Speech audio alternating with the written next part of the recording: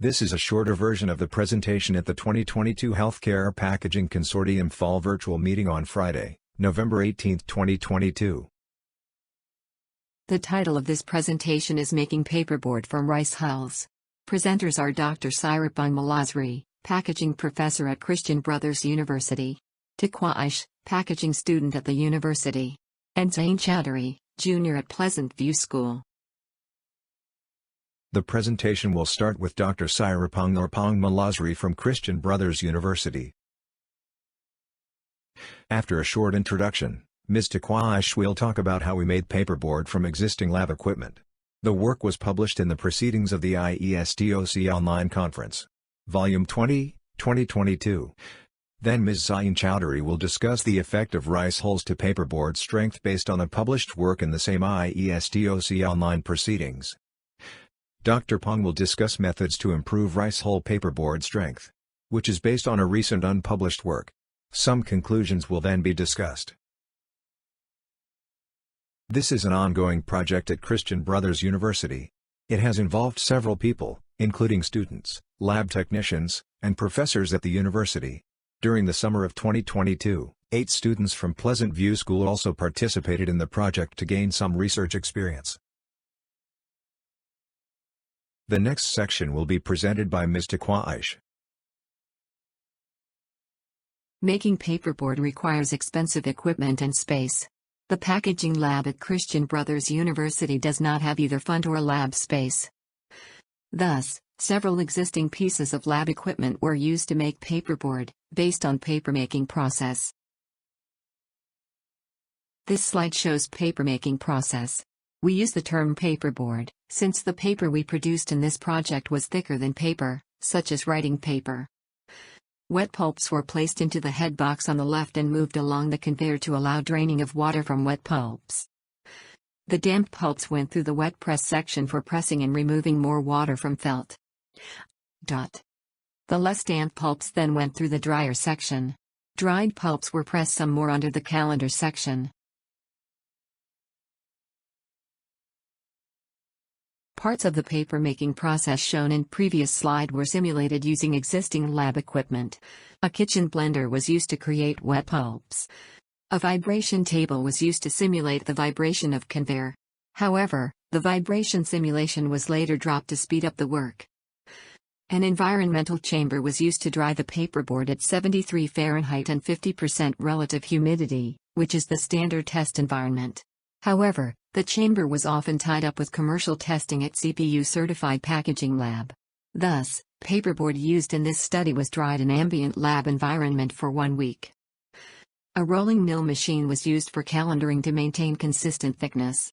Calendaring also smoothed out the paperboard surface.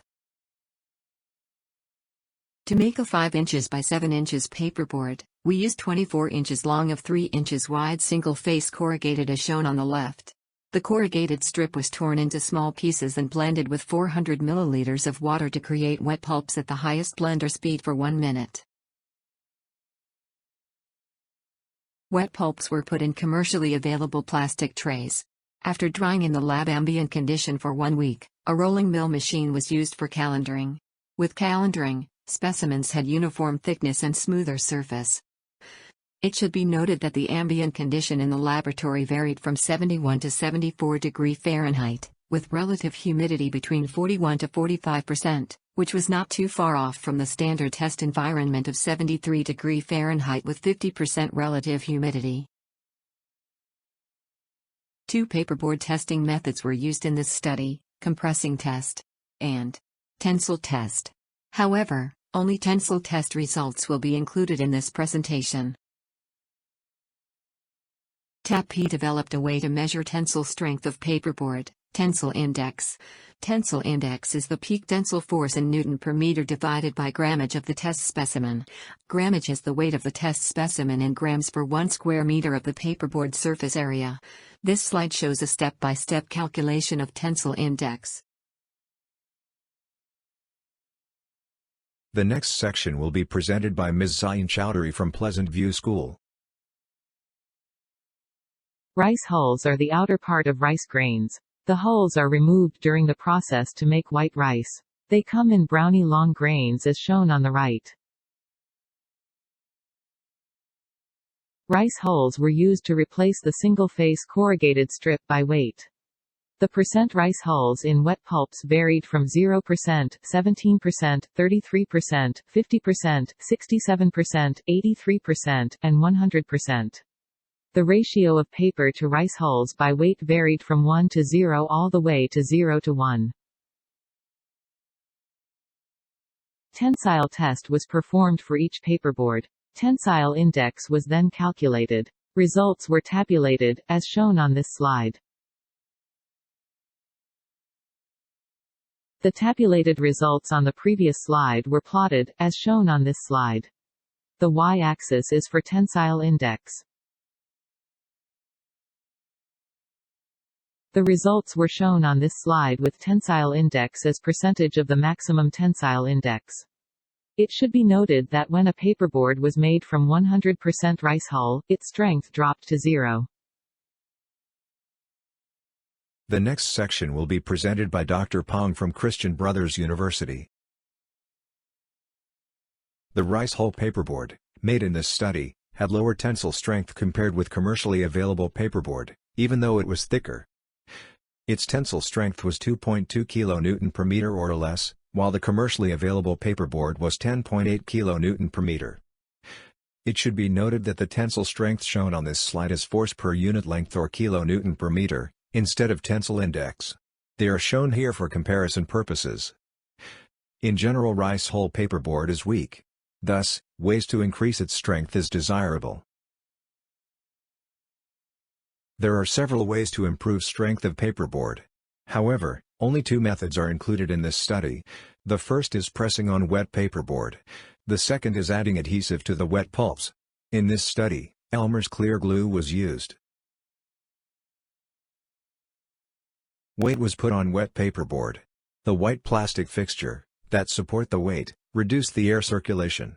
Thus, ambient drying duration was increased from 1 week to 2.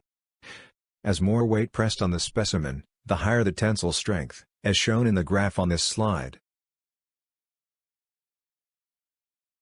Elmer's clear glue is a polymeric material. It is non-toxic. When 100% rice hull was used to produce paperboard, the board crumbled, as shown on the left. However, when 6 tablespoons were added to a 100% rice hull paperboard, the board held together as a sheet. However, it was too weak for any test. Elmer's clear glue study was done with paperboard with 50% paper and 50% rice hulls, which had sufficient strength for tensile test. It is interesting to see that the paperboard tensile index decreased with small amount of added Elmer's glue. However, when more glue was added, the paperboard's strength increased. It is also interesting to see the appearance of Elmer's glue. It was clear in the bottle. However, after blending, its color changed to grayish color with a lot of foams. The foams created voids in test specimens, which resulted in lower peak tensile force in some cases. However, lower tensile force did not mean lower tensile index, since the void also reduced specimen grammage. This could increase the tensile index. The following conclusions can be made. Equipment used in this study was not ideal. However, it is sufficient for a preliminary study. Rice hulls reduce the paperboard's tensile strength. Paper or other ingredient, such as adhesive, with bonding ability is needed. Pressing improves the paperboard's tensile strength. Adding sufficient amount of Elmer's glue also improves the strength. It should also be noted that other waste materials are being studied, including raw peanut shells and banana peels. It is about sustainability. Thank you for watching this video. For more information about this project, please contact pong@cbu.edu.